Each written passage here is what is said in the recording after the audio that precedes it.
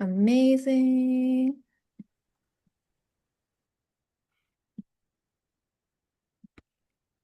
Okie dokie. Well, we are at the hour, so I will just go ahead and get us started. Alrighty, everyone. Hi. Welcome to our webinar on plug-in solar. My name is Sherry, and I'm the Community Engagement Manager here at Climate Reality Project Canada. I'm so glad you're all here with us tonight. Before we begin, I'd like to start with a brief land acknowledgement. I'm joining you from Takarano or Toronto, which is the traditional territory of many nations, including the Mississaugas of the Credit, the Anishinaabe, the Chippewa, the Haudenosaunee, and the Huron-Wendat peoples. The Climate Reality Project Canada offices are based in Montreal or Jojage on the traditional territories of the Kanakahaga Nation. Across Turtle Island, these lands have been and continue to be home for many diverse First Nations, Inuit, and Métis peoples who have protected and stewarded the land since time immemorial. I invite everyone to take a moment and reflect on the lands you are joining us from this evening. If you're able, you can also visit nativeland.ca to learn more about the territory you are on. The link is in the chat if you'd like to check it out. And if you'd like, please share in the chat your name and where you're joining from. I also want to name that reconciliation and climate action are deeply interconnected.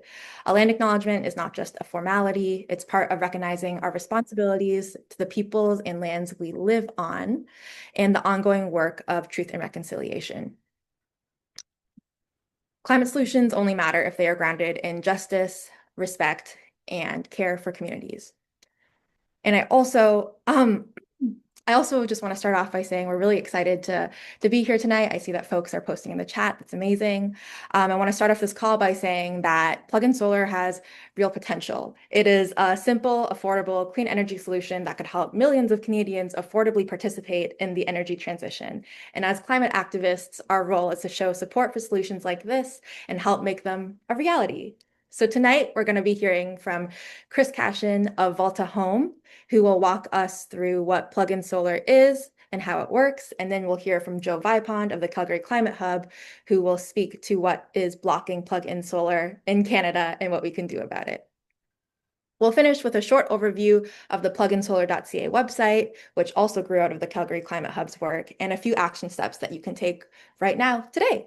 If you want to even be more involved in bringing plug-in solar in Canada to Canada, we'll share an invitation for a follow-up campaign meeting. And of course, we'll leave time for questions and answers at the end. So without further ado, I'm very pleased to introduce Christopher Cashen of Volta Home, a Vancouver-based energy startup focused on making clean energy accessible to households that rooftop solar can't easily reach.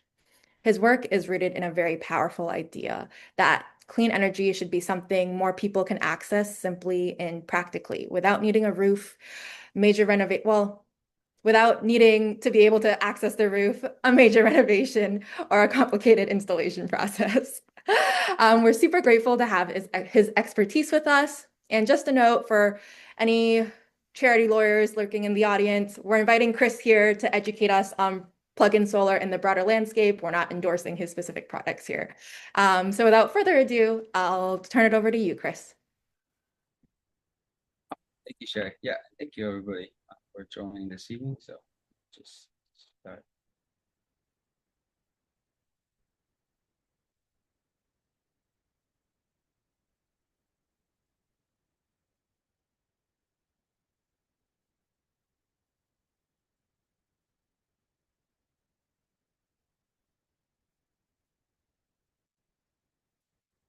So yeah, I'm based here in Vancouver, and I'm the CEO, and I have two other co-founders that I'd like to introduce, but they're not on the webinar. Unfortunately, they're traveling right now. So Dylan is my other co-founder and COO of the company, and then Adam is based in Ottawa, is our CTO, but he's currently on a plane right now. So neither one of them were able to join. But yeah, we've been on a journey over the last year to explore what it would take to bring plug-in solar that was quite popular in Germany, still is in growing in popularity in Europe, and bring it to Canada. So just kind of by ways of background, I've had about 6 years in renewable energy experience and spent several years working in Puerto Rico, where I just saw a large gap to access to not necessarily just clean energy, but reliable and dependable energy can set out on a mission over the last year, like I said, to bring that to a market in North America. So for the last little bit, we've been working closely with a local utility company here in BC and using Power Tech Labs to validate plug-in solar and its safety in the North American market with the system and wiring that we have. So just kind of to start to give a little brief background on where I started and how to learn about the history of plug-in solar and like why is it called balcony solar? Why is it also even in my background on a balcony? What that comes from is the German real translation of a balcony power station. It doesn't necessarily mean that every system has to go on a balcony. There's lots of systems in Germany that are installed in a backyard, on a fence, a detached garage, or a shed. But it didn't just happen overnight. Really, 2019 is probably when it started to take off. And Germany set some regulations that JC said if you have a 600-watt system, you're able to connect it to your home, but you still have to go through this registration process like a traditional solar system. So, kind of what you would call an interconnection agreement here in North America. And later in 2024, there was kind of two key pieces. They first raised the cap to 800 watts later, but they made a really simple registration process where you would go to say like a German supermarket, buy one of these products, go home, go online and register it, and that notified the German Energy Authority that hey, I have a plug-in solar system at my home. And then later in last year, Germany set out to actually introduce a standard that manufacturers like us or other manufacturers actually have to build a product to ensure it's safe for users. So we're kind of in a really good spot in North America. I mean, it does take time to introduce things, but we do have already the framework for a standard like manufacturers like myself to build to. So as of right now, it exists as an outline of investigation. So it's UL 3700, or people don't know what UL is. It's Underwriters Laboratory. So it's a safety and certification body. If you look on the back of most products, you can see something stamped with UL or stamped with CSA, another certification body. And what the standard is meant to do is to really address key safety considerations to help bring plug-in solar to the market safely. So a couple of the things that we also tested in Power Tech Labs is what happens if you install a plug-in solar on a circuit that has multiple branches, or how should you install it on the first circuit or the last, which for a lot of people, they may not know what that is or where they could technically plug it into a house. So that's one of the key considerations. The second is obviously you now have something that's producing power. So what happens if you unplug that from the wall? It's not like unplugging, say, a hair dryer where the power is coming from the grid. This is now the source of the power. So touch safety of the connector is one of the other main points. The second is GFCIs, or ground fault. So these devices are likely to be outside because of where solar is located. And most homes, the GFCI is protected by potentially a GFCI breaker or a GFCI receptacle, but they're different in the way that they act, in that the GFCI receptacle only opens one of the conductors, which is the current carrying conductor, which is fine under normal operations, but you now have technically a second source of power. So it needs to address that now power is being added to the system, both from what would have been the load side where your device was and the line side of the grid. So that's the second kind of main consideration. And then the fourth and final is how do these systems interact with the grid? Because they are introducing power into the home, and they do have the ability to export power to the grid. So it needs to do so in such a manner that is prescribed by existing solar systems. So luckily those already exist. So what UL 3700 really is, it's like a harmonization of standards that already exist to create one, to create a product that's safe and to be sold on shelves. And then what does it mean if you compare it to rooftop solar? So even in Germany, balconies or plug-in solar is it's really just a scaled down version of the same hardware that they use. So it interacts with the grid in the same way. It connects to your main panel in a way to feed energy into the home and potentially export power out of the home if there's excess power. Right now in Canada or North America, it's run to a dedicated circuit breaker. your plug still runs back to your circuit breaker or to your panel. So really the difference of plug-in solar is how it's connected to the home. One thing I will say is UL 3700 is meant to be where you can put solar everywhere but the roof, because those code and compliance rules already exist. So the adaptation is everywhere else that you would put it, on a balcony, a patio, outside. So that's what those rules are set out to describe. So yeah, just kind of going over where it can be installed. Obviously, like on a patio of a home or of a railed balcony, maybe like a low-rise apartment or your backyard. We have done a lot of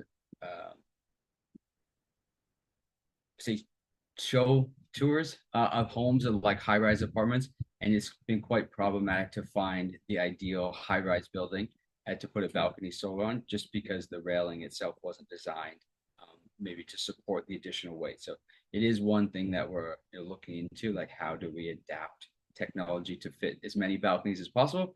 But I will say that it's been probably the most problematic issue to solve outside of the actual connecting to the system of the home. Mounting on a balcony seems to be a larger struggle for us to get that accomplished. Yeah, so like I said, we're just using the existing wiring in the house. So the first iteration of our product will support a method in where that the PIPV or plug-in photovoltaics is installed on a dedicated circuit, being an already existing dedicated circuit that's run to the outside of your home, and you would replace the existing receptacle with a new solar plug. That's one of the main new considerations of UL 3700 is to create a user-safe solar connector, so that only a solar system could connect into that outlet.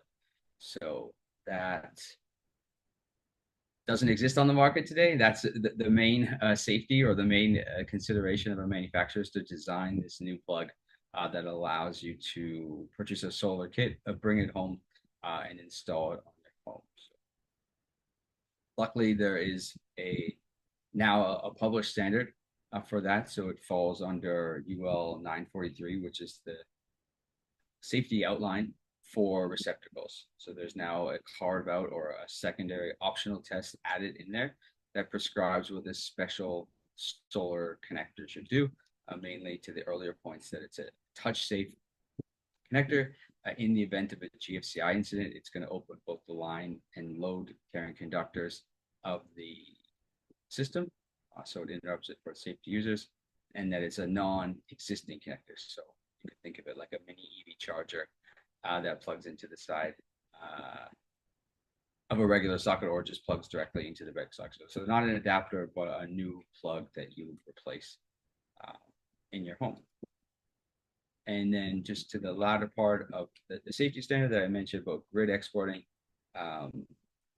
it's able to operate under the existing grid type regulations. So there's already a standard, so we don't need to go too deep into that it prescribes it, but the system is able to sync with the grid, start exporting power first in the house where it would be consumed first, and then it's openly exported to the grid after that. There's other modes of operation where you can install current transformers, basically monitors the energy in your house, and then curtails the power of the microinverter to meet what's being consumed in the house. So that is the same way it works now with regular traditional rooftop solar systems. So there's no change in operability there, or later on, there's other ways to control it to match the export at the device level. But these systems already exist today, so they're not fundamentally new. The main thing that has to be created for plug-in solar is this proprietary or this special solar plug. So yeah, from a manufacturing standpoint, these are all achievable solutions to implement. It just takes time for the standard to actually be passed and enacted on, which is something that likely will be finalized. As it is a draft version that people can view today, and it was filed in Canada in the beginning of this year to harmonize a national standard across North America.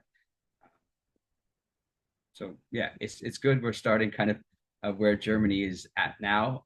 We don't maybe have as high as adoption, but we do have a safety framework that manufacturers like us can build to. And then what can be worked on that Joe can speak to is how do we make it easier in creating these registration processes to allow people to connect them safely, first of all, and then connect them to the grid safely. Yeah, I won't go too far into our system, but yeah, I can just hand it off to Joe because I think that should be enough for everybody to get. Alrighty. Thank you so much for that, Chris. Just by the way, we have a Q&A at the end, so please do continue submitting your questions and we'll definitely get to them at the end of our presentations today.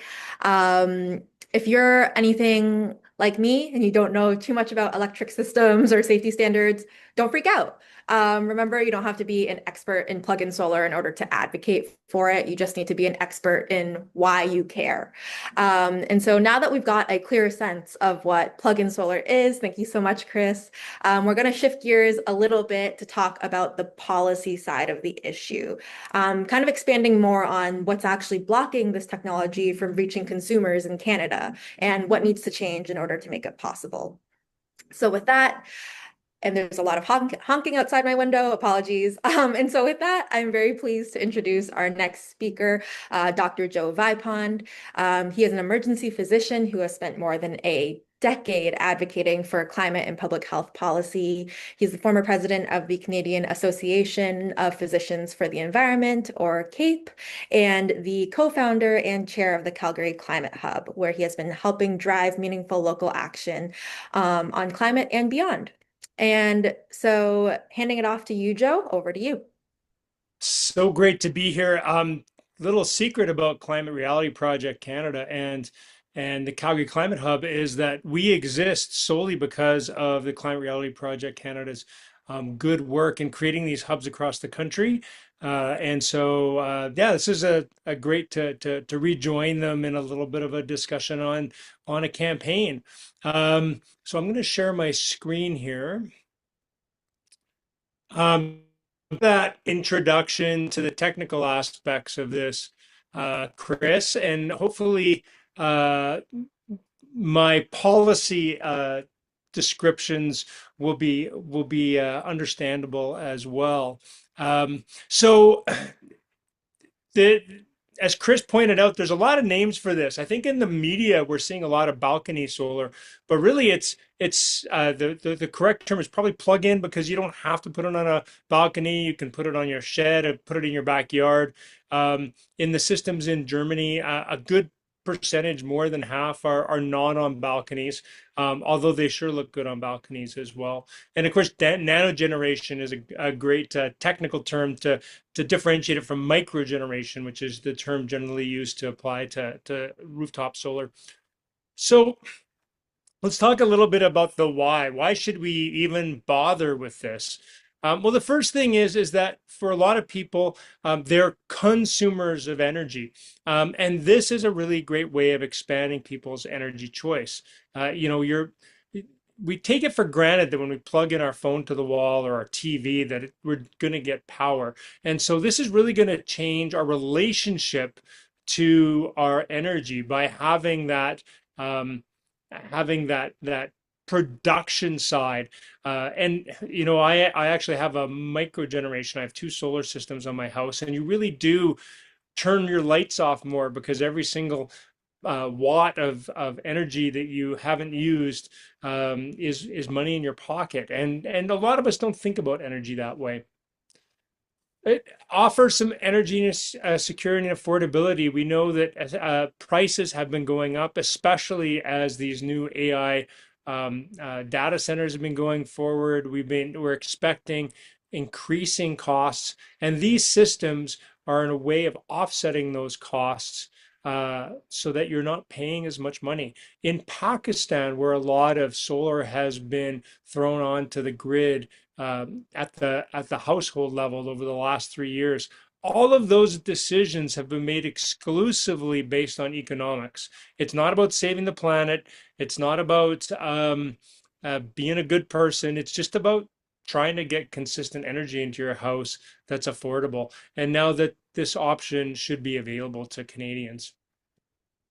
Equity. So I'm lucky in that I can put rooftop solar on my house because I have a house, but a lot of people don't own their properties. They're either condominium owners, so they have a shared ownership model, or they're renters. Um, and or maybe they don't even have a rooftop that's on their own home that's amenable to this. So this is really going to expand the opportunities for a variety of citizens to participate in the energy transition.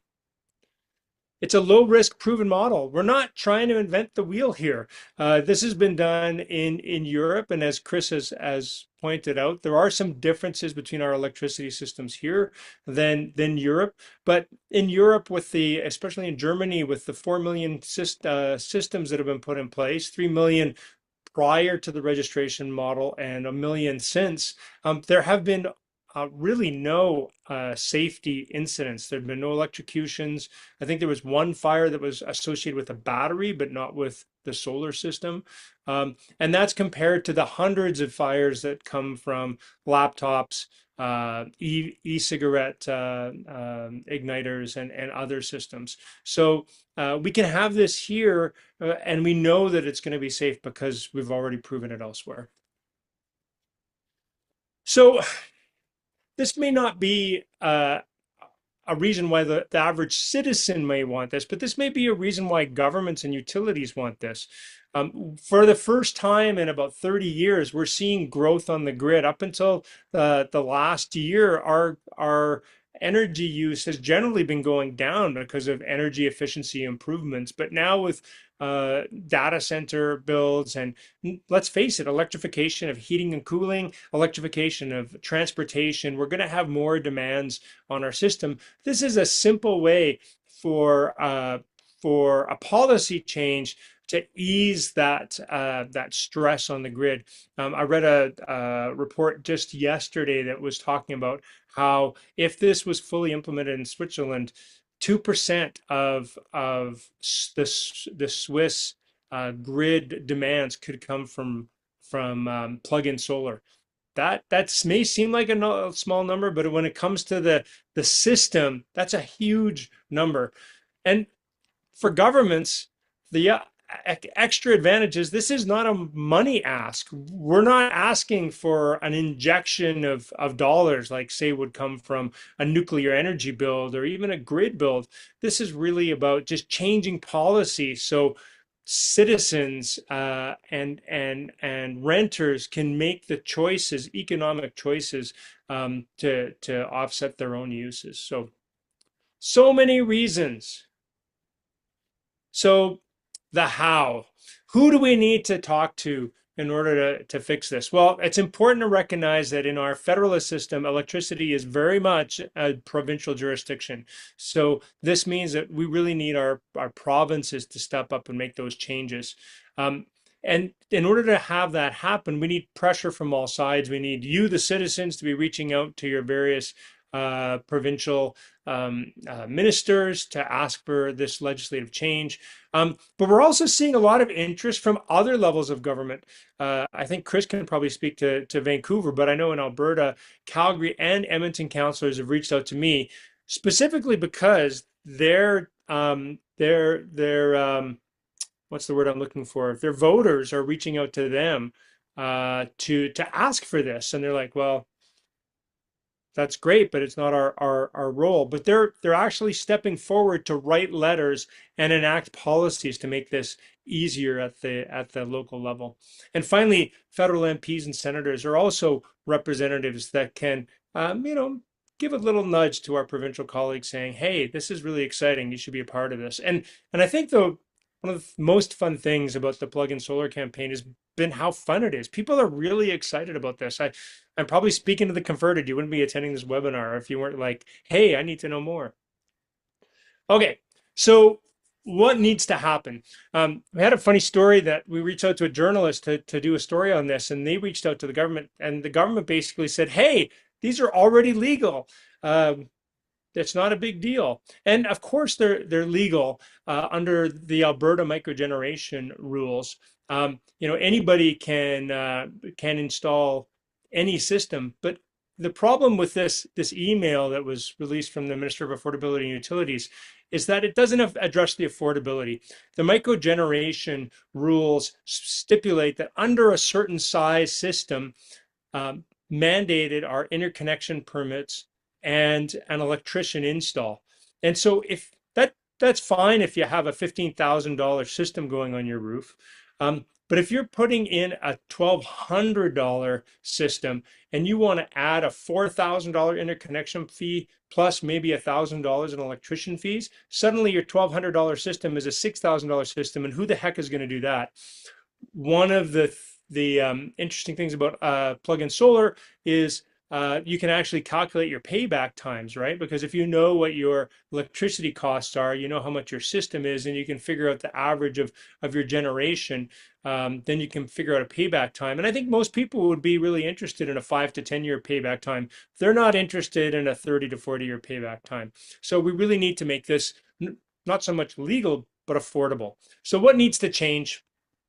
So the first thing is we need to remove that need for an electrician or an interconnection permit for systems. And in Europe, the limit for their systems has been 800 watts. In North America to date, most of the new legislation has stipulated 1,200 as the size below which you don't need these extra fees. What else? So, as Chris has already said, we really do need to have standards in place. UL, Underwriters Laboratory Canada, or the Canadian Standards Association, or one of the other equivalent. I think there's 3 or 4 standards groups that work in Canada. Right now in the United States, the the Underwriters Laboratory has a new standard going in place called 3700, and the sense is that instead of developing our whole new standard, we can just adopt the U.S. standard and bring it up here. But if you stipulate that in the legislation, what that's going to do is avoid guerrilla solar installs. Let's face it, solar panels are getting cheaper and cheaper. If you wanted to right now, you could go to Canadian Tire and buy some RV solar panels. You could hook up a microinverter and you could plug it into your wall. There's nobody stopping you from doing that, except it would be completely illegal, right? Because you would be breaking the microgeneration regs. And so what we need to do is find that sweet spot between over-regulating and making it too expensive for the average person to install, um, and if it is over-regulated and too expensive, people are just going to be putting these in anyways, but they're just going to be doing it in an unsafe way. What else do we need? Some jurisdictions are putting in the right to install or the right to generate. So what that means is that if you're a renter or a condo owner, that your condo board or your landlord can't just randomly say you can't do that. They have to have a really good reason for you not to install your solar panels. If you're a renter, one of the exciting things about this is when you move, because most renters don't stay in the same place for the rest of your life. When you move from your current apartment to another apartment, guess what goes with you is your solar system. So yeah, it really opens up opportunities for renters. And this is this right to install or right to generate clause is similar to what exists now in British Columbia, where they have a similar right to plug in for electric vehicles because they were having problems with condo developments saying no, you can't put in a electric vehicle plug in their garages, and now they have this law that prevents kind of that random overregulation by condo boards. And finally, a lot of jurisdictions are putting in liability protection. This is something new. Organizations like utilities and condo boards and landlords are going to be nervous about this new thing. It's not the status quo. And so to give them some protection, some liability clauses are put in legislation. So that's what we're looking for. We're looking for legislation that covers those 4 things. You can learn a lot more about some of these systems and what's been going on. The brightsaver.org is running a very active, amazing campaign in the United States. And so if you want to see what's going on down there, there's also this great website called the U.S. State Regulatory Tracker. It tells you exactly at what stage all the U.S. states are as far as moving this forward. I checked it today. There are now 8 states that have fully approved these systems, and one state, which I believe is New York, that has gone through all the hurdles, just has to have the governor sign off on it. So that's 8 states out of 50. Here in Canada, we have 0 provinces out of 10, in case you want to keep score at home. And then finally, we've got our own website, which was developed by David, one of our amazing volunteers at the Calgary Climate Hub at pluginsolar.ca. Do we have David? Has he appeared, Sherry? He has not appeared. Oh no. Okay. And then I'm just going to put in this plug for this new white paper, Best Practices for Plug-in Voltaics.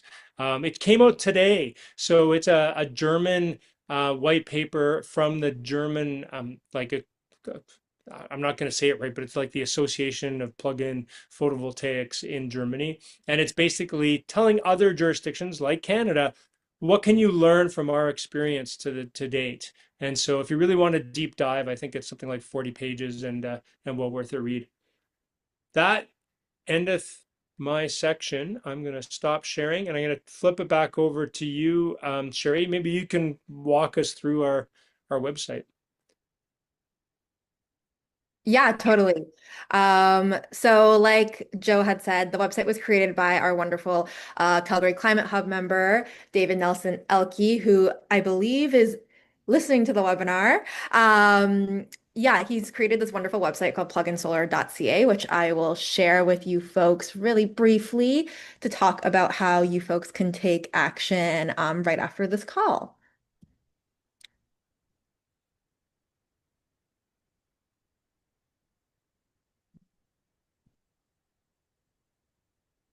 Mhm. If my computer will let me. Would you like me to share it? I Yeah, would can, that be okay? It's and then you really can just tell me frozen to, for me. just give me 2 seconds. And I'm going to share my screen. All right. Thank you so much. And so this is our pluginsolar.ca website. Over here, you can see the different campaigns that we're hoping to launch in each province. The Alberta one is the darkest color because we have a lot of action going on there. And then you can click on each individual province to then send a letter to your representatives. On there, it allows you to sign to a petition as well as it gives you an email template to copy and paste to your representatives. Like I said, you don't have to be an expert in all of the technical sides of plug-in solar. You just need to be an expert in why you care and make that argument to your reps. There's also a federal petition that we've got going on as well in order for you to help us put pressure on all different sides. And then finally, if sending an email and signing a petition just isn't enough for you, I invite you to join our national campaign working group call, which will be taking place on July 7th. That's where a bunch of groups like us get together to talk about how we can continue to work together to bring plug-in solar to Canada. And the link to register to that call will be shared in the chat as well as in the follow-up email that you all will be receiving. And with that, so go ahead and check out the website after our call. And with that, we can move forward to our Q&A. Joe, if you want to stop sharing. What? I'm having fun over here. This is a I great website. know. It is a great website. Big kudos to David. Oh, he's here. Hey, David, sorry to steal your thunder. No, I caught the tail end there. Sorry, I'm at a dinner party for my today was the last day of school for my kids, and so I tried to join on, and I'm so sorry I missed most of it there, Sherry. You did an excellent job, and yeah, like Amazing. Was there anything I missed that you want to touch on right now?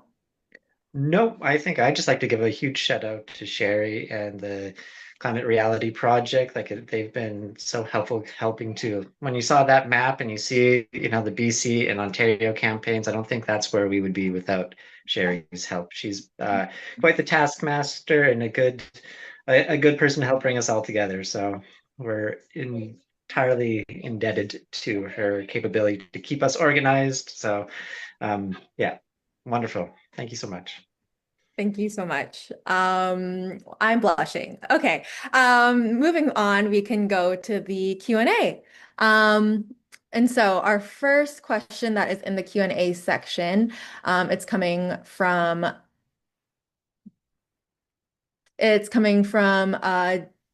our friend David Smith, who is asking about if any issues, and I think you already touched on this, Joe, if any issues have been reported with plug-in solar in Germany or any other jurisdictions.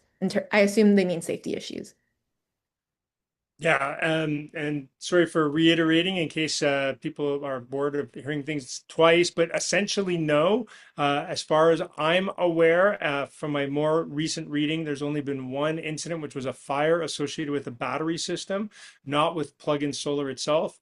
I guess it's probably worthwhile mentioning batteries because we haven't to this point. About 60% of the systems going in now in Europe contain a battery associated with it. And the reason for that is a lot of people aren't actually drawing a lot of power during the day because they're out at work or not cooking, not cooling off the home with air conditioning. And so batteries are a way of collecting that energy that comes in during the day and then discharging it at night when your power use goes up. To be fair, the calculations are that it doesn't actually improve the economics enough to make it worthwhile. So I'm not too fussed if we don't have batteries associated with any new legislation that's going forward. And there is a little bit of a risk associated with that because, as we all know, batteries sometimes have a tendency of catching on fire. And the other thing to reiterate is that there's many more fires associated in Germany, to the tune of like 100 times more annually associated with laptops, e-cigarettes, other types of battery systems, rather than these plug-in solar systems. Chris, do you want to add anything to that I'm missing? Yeah, I mean, yeah, I think plug-in solar was the initial adoption, and then plug-in batteries is what you'll really see driving forward in Europe because a lot of renters, they have an apartment, and not every apartment faces ideally south or has the ideal balcony to put a solution on. So batteries become this way to dynamically shift loads, to your point, to when they're home, or you could collect solar from somebody else on a network, so they're able to coordinate and charge at a certain time, or like we have in BC now, there's lower rates at certain times of the day, so these batteries will effectively charge even without solar, just to help people offset their I guess loads. the other thing, and sorry for like just blathering on here, but I think this is important to recognize, and Chris maybe can speak on this as well, is that solar systems and battery systems are just getting cheaper and cheaper and cheaper and cheaper. And so even though these make good economic sense at the moment, the chances of these making like essentially insane economic sense for everybody going forward is pretty high as both solar generation and battery systems drop in price. Yeah, the cost economics are definitely, I mean, year over year, the price of cells is coming down, but batteries have become substantially cheaper than they were even 3 years ago.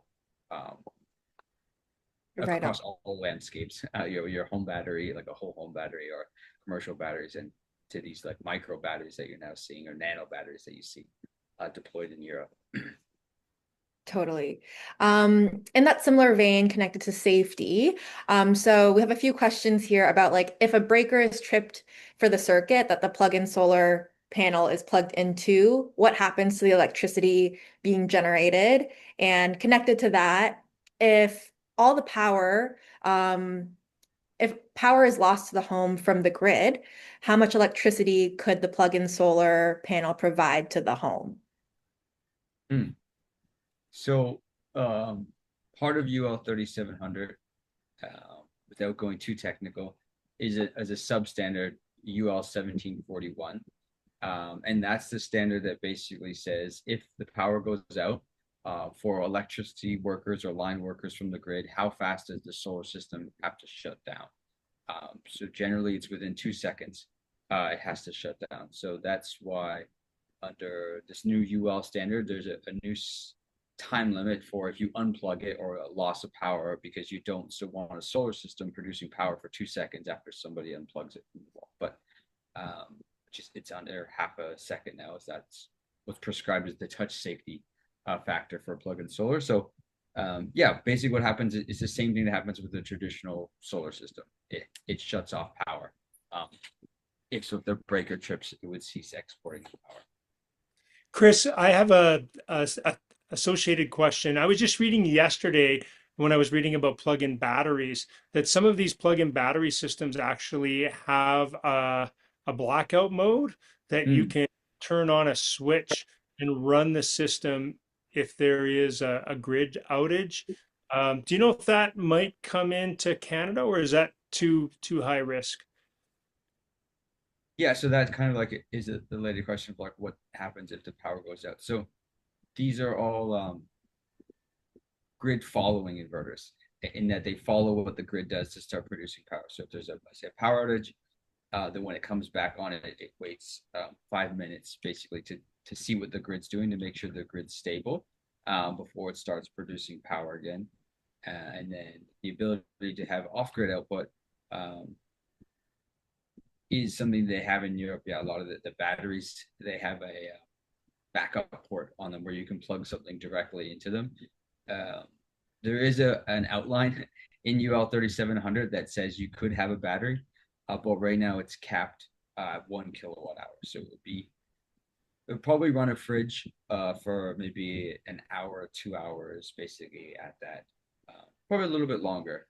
So there is an outline. It's just a very small amount of stored energy that you would be able to have access to. But yeah, there is a pathway forward to it. To And I plug can the plug. answer or partly Miles' questions. The different saw plug, Chris, is there's some electrical reasons for that, but isn't part of it that there's no exposed plugs so that you can't electrocute yourself, right? Isn't that one of the elements of the new Yeah, plug? the touch safety is the one of the main concerns, and then the other concern is that so um, to your point where a renter might leave a home or they might come back, um, that someone can't plug the wrong size solar system into it. It just makes it unique so that can it's made it for a solar system. So someone can't plug a larger, this 1200-watt threshold is something that's kind of popular in the US, but it's not necessarily a defined standard. And we have 20 amp circuits at like your kitchen plugs are 20 amps, and then your standard home outlet might be 15 amps. So you could have a not to fear monger, but there could be a larger plug-in sources. There's not really a defined limit, and in UL 3700 there is a path for even larger plug-in solar systems, like something you would imagine you'd plug into a dryer socket. So it's not just these small ones. There is a pathway for much larger plug-in solar systems. So I'm not sure if that answers the question, but yeah, it's basically user safety to prevent them from putting up the wrong plug-in solar system if another manufacturer produces something. And just a point of clarification, when we're talking about the proprietary plug, we're talking about the thing that goes into the outlet, right? So it'll go into any universal outlet in North America. No, I don't believe so. You have to switch out the box. Yeah, you would remove the existing the actual receptacle that goes into the wall. So the part that you wire to gets replaced. So that would have a new, if you think about like a plug with a little EV charger on it, basically. So yeah, one for touch safety, and two to make sure that only that solar system is being connected to it, like a matching charger. And to reiterate, though, that you wouldn't need an electrician for this removal of the box. People can buy these at like a GFCI at Home Mm. Depot and install these themselves. There's no rule that says a homeowner can't switch out a box and apply it. So again, it still is a DIY solution. Yeah, and what UL 3700 really prescribes is how an unqualified person, so a non-electrician, and putting the onus on the manufacturer to create a set of instructions that prescribes how this unqualified person would install this outlet themselves. That's me, unqualified person here. Yeah, So, illegal. yes, very unqualified, very my electrical knowledge goes as far as if the lights go off, go to the breaker and just move the switch that is out of place. And so with that, can you maybe speak to what a dedicated circuit means? It just means there's nothing else on it. It's its sole connection. It's a one-way highway to that thing. There's no other branch circuits after it. There's nothing else connected beyond it. So it's just from that point A to point B. So from the socket to the electrical panel, which really is the same way rooftop solar is. It's just run direct to the panel or direct to the breaker. Okay, so when I'm looking at my breaker box, I would be connecting the panel to essentially the listing on the breaker box that only has one circuit.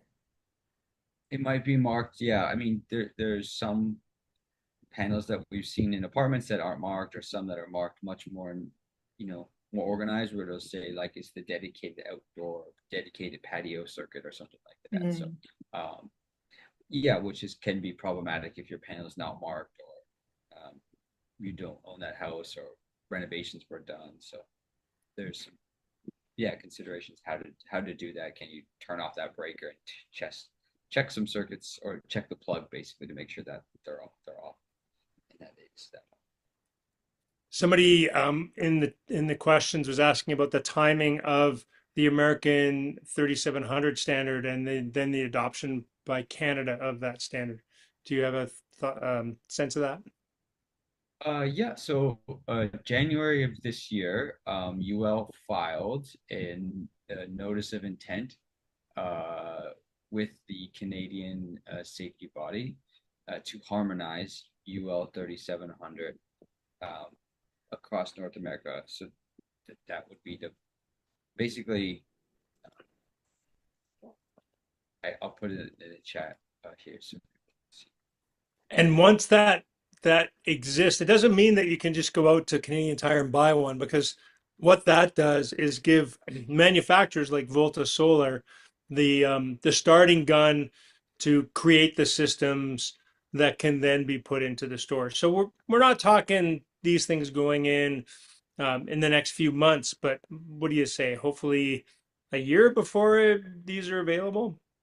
Yeah, so a rough timeline for the standard to go from the outline of investigation to the ANSI vote, if you will.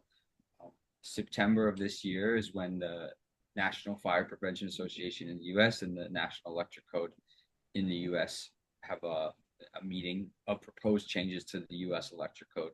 And then they would review plug-in solar, amongst other things, or other iterations of how people perceive plug-in solar to be done. And then after that, a technical committee is formed, so likely around October. And that can be manufacturers, suppliers, homeowners, basically a collective of people that would have the best interest to create a policy, and then they vote on any changes. So likely fast forward, probably like probably best case like Q2 of next year, like summer of next year. And then it's a good time to have policies drafted that say, if we follow this proposed safety standard, that by next summer, I can go to Canadian Tire and buy one and set it up when it's done. Yeah, in the United States, Utah passed the legislation about a year ago, maybe a little bit more than a year ago. There is one manufacturer that's selling systems, but the sense is because the UL 3700 standard doesn't exist, that the current vendor is not actually meeting that standard. So we do have kind of these steps, these hoops to go through. But the first two hoops are for people like Chris to get the standard through the UL system, and for people like us to make sure our legislators have things ready so that the manufacturers can come in with a ready-made system. It is a kind of a chicken and the egg kind of scenario. The manufacturers aren't going to produce the systems until they know the standard, and they know that there's jurisdictions like Alberta or Ontario that are willing to allow homeowners to put this through.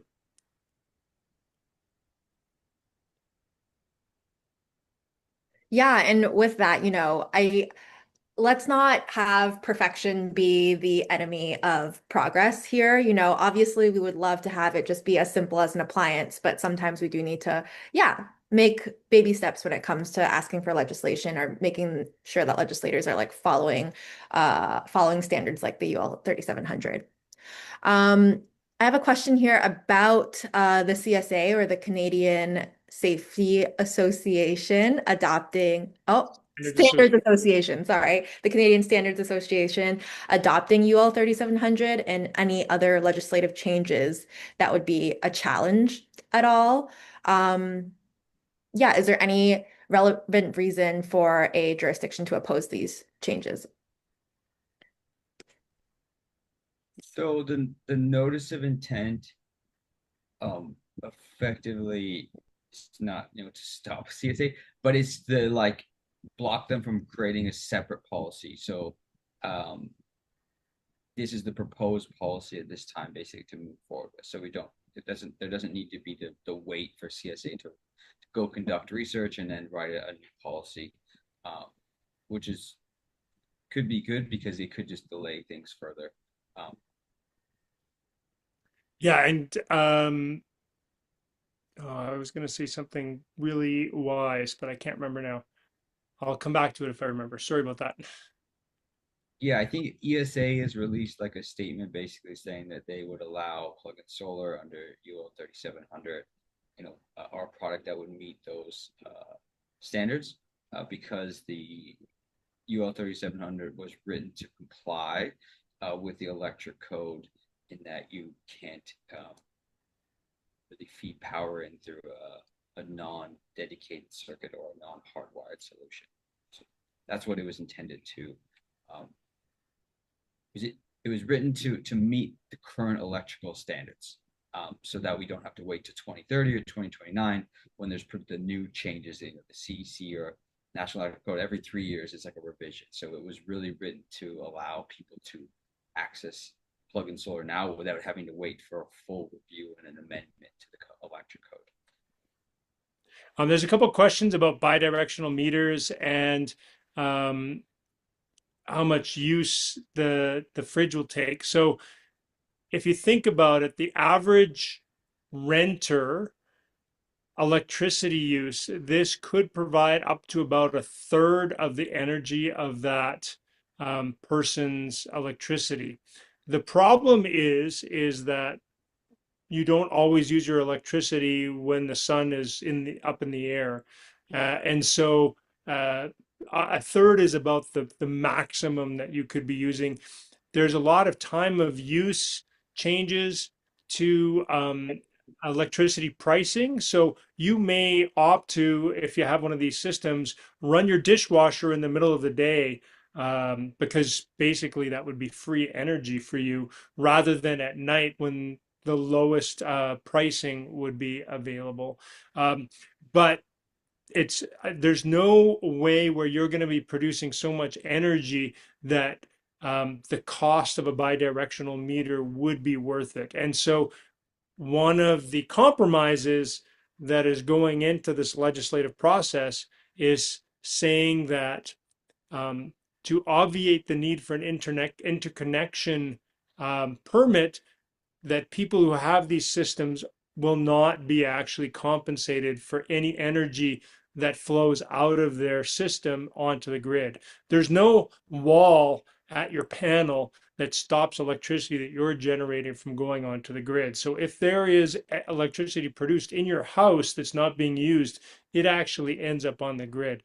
But you will never be paid for that, in order to make this the most affordable system possible.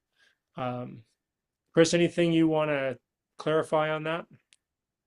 Well, that's exactly what most of the legislation, basically in the U.S. is.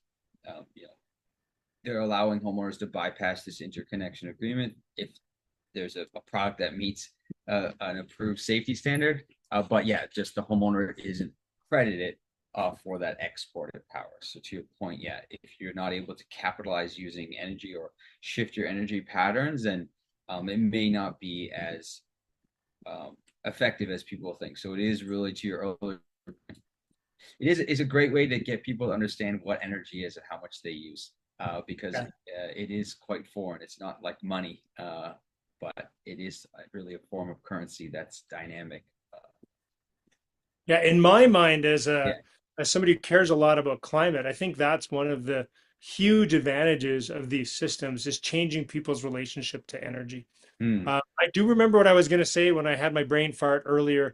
It was somebody had asked about opposition to these systems, and then this was cued by somebody saying they have their city has their own utility, and will that help or hinder the plug-in solar adoption?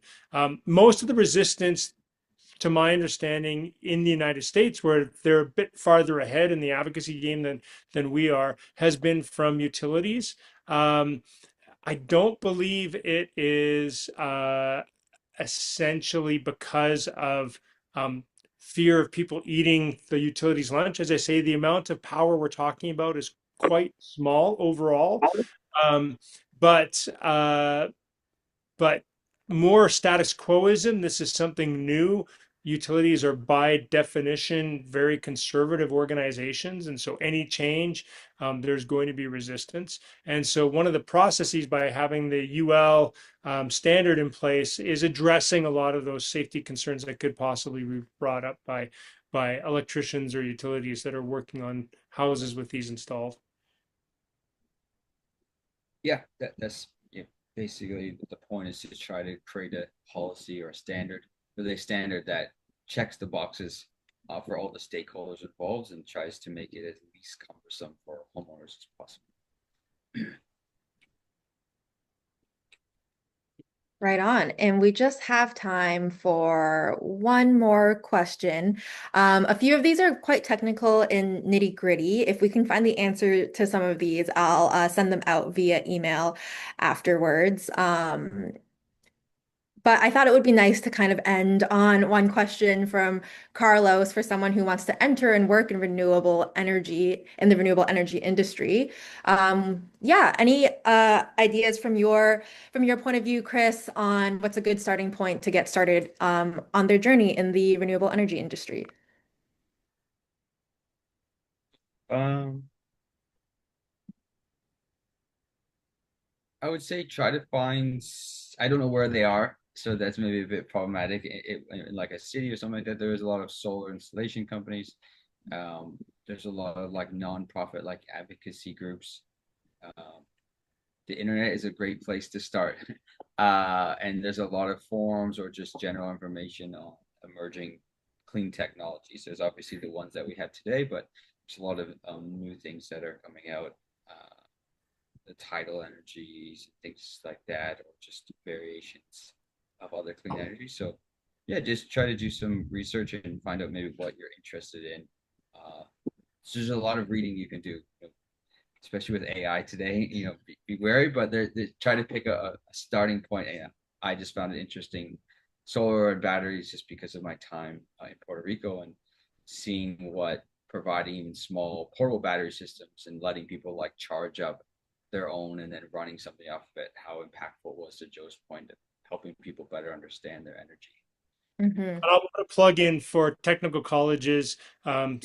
Nate in Alberta have great renewable energy programs. You know, wind turbine repair technicians, solar install technicians, um, and there's a variety of programs out there that 1 or 2 years of study can get you right into the job market.